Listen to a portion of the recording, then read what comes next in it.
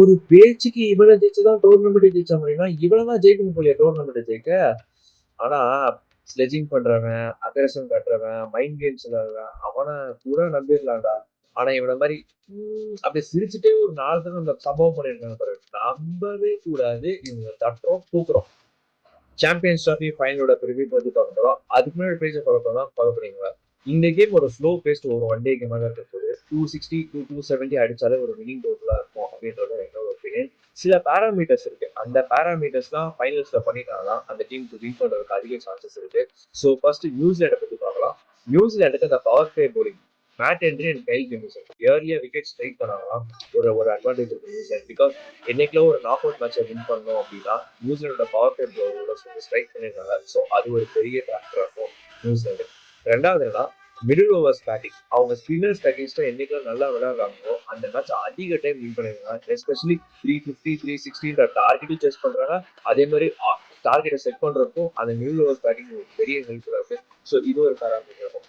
மூணாவதுனா Mitchell சாண்டரோட 10 overs அவருக்கு spin choke போடும்போது மிச்சல் சாண்டர் நிறைய விக்கெட்ஸ் எடுக்கிறாரு. ஸோ அந்த சோக்ல அவருக்கு ஒரு பெரிய பார்ட்டாக இருக்கு.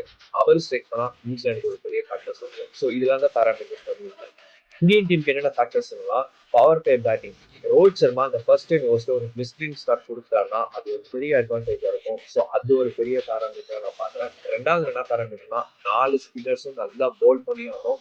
பிகாஸ் நமக்கு டெத் போலிங்ல யாரும் கிடையாது. 4 ஸ்பின்னர்ஸ் நம்பி ஒரு டீமே இருக்கு. அவங்க சரியா போடலன்னா டீமுக்கு ஒரு பெரிய டாக்டர் இடம். அவங்க நல்லா போட்டாங்கன்னா ஆப்போனண்ட்டை போட்டே பண்ணுவாங்க. ஸோ அவங்களோட பெரிய கீ ஃபேக்டர் இருப்பாங்க. மூணாவது கீ ஃபேக்டர் என்ன பண்ணா அந்த மிடில் ஓவர்ஸ் பேட்டிங். என்னைக்குமே மிச்சல் சாண்டர் அகேன்ஸ்ட் ஒரு ஸ்டெபிலிட்டி இந்தியன் பேட்ஸ்மேன் இருக்கு. ஸோ அவருக்கு அகேன்ஸ்ட் எப்படி பேட்டிங் நடப்பாங்க அப்படின்றது ஒரு பெரிய ஃபேக்டர் ஆகும். ஸோ அது ஒரு பேராமீட்டர் நான் பார்க்குறேன். நாலாவது ஃபீல்டிங். இந்த மாதிரி நாக் அவுட் கேம்ஸ்ல கேச்சஸ் அண்ட் ரன்ஸ் தான் உங்களுக்கு ட்ராஃபியை வின் பண்றதுக்கு ஒரு பெரிய ஃபேக்டர் ஆகும். 2024 வேர்ல்ட் கப்பே பார்த்தோம். ஒரு கேட்ச் ஒரு வேர்ல்ட் கப்பே வின் பண்ணிருந்துச்சு. ஸோ அது ஒரு பெரிய ஃபேக்டர்ஸ் ஆகும். இதுல இருந்து ஃபேக்டர்ஸ் கிடைக்கும்.